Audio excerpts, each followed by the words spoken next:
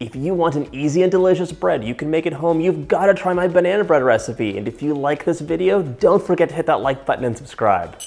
These guys are peak ripeness for eating, but not for baking. You want your baking bananas to be almost decomposing, soft, mushy, and brown. Lay these out in a baking sheet and then bake them at 350 for about 10 to 12 minutes. I'm gonna show you what that looks like right now. They've totally blackened. They're super soft and like pudding on the inside. If you wanna make banana bread, you do not need those mega ripe bananas. Just bake them up first. For the dry ingredients, I want 1 3/4 cups of flour. That's 215 grams if you're using a scale. If you're not using a scale, don't forget to fluff your flour up first. You wanna get it nice and fluffy in the canister and then sprinkle it in.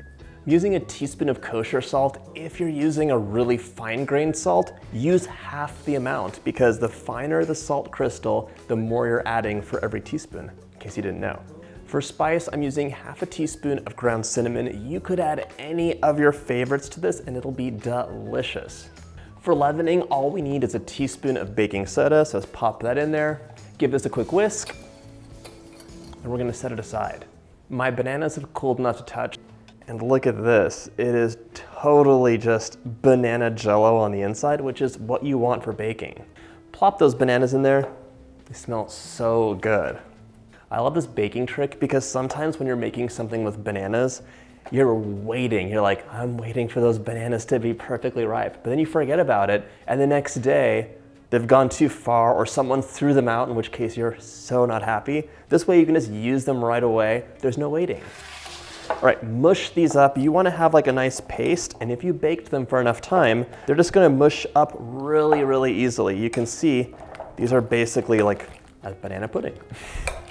Setting my bananas aside, and now we're gonna cream the butter and sugar together.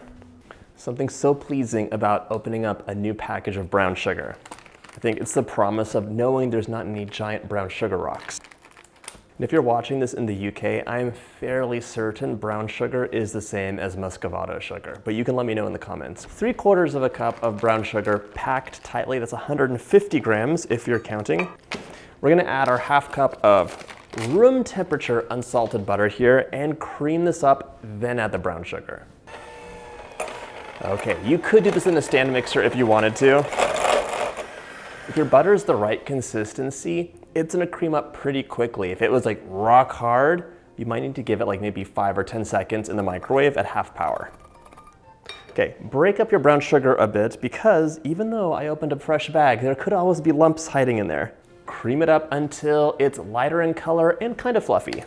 Brown sugar doesn't cream up exactly the same way as white sugar does, but it's so worth it because it has a wonderful taste. Okay, I'm gonna scrape this bowl down and then it's time to add some room temperature eggs. We're gonna crack our eggs in one at a time, mix it up. And along with that egg, I'm adding a teaspoon of a nice vanilla. This is something I wish you could smell right now. It's so good. Let's mix that in.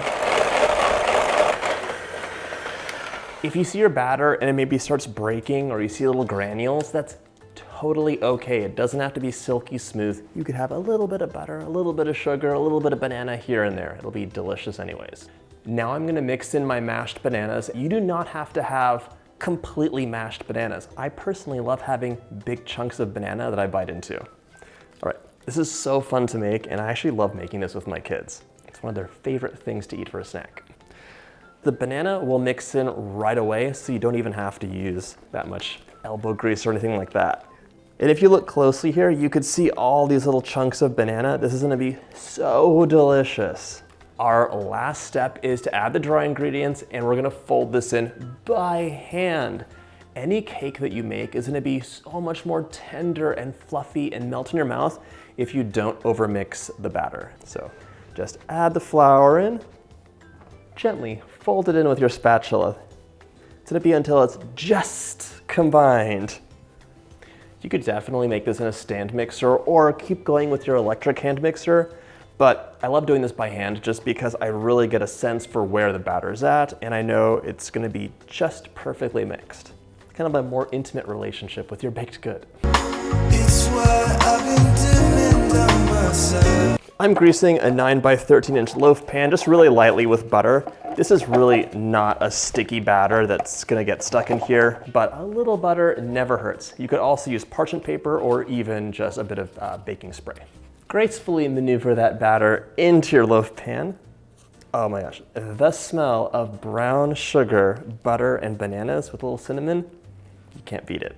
And we're just gonna level it out a bit. It's what I've been doing. This is going into the oven, 350 for 50 to 60 minutes. You want a skewer to come out cleanly from the center and probably springy to the touch. Shouldn't be crackling too much either. In you go. I think someone wants a treat. I want to try some of these banana bread peas. You may. Oh my gosh, how does it smell? Good. Is it very delicious? If you like this video, check out my quick and easy playlist, and I'll see you in the next video. Bye-bye.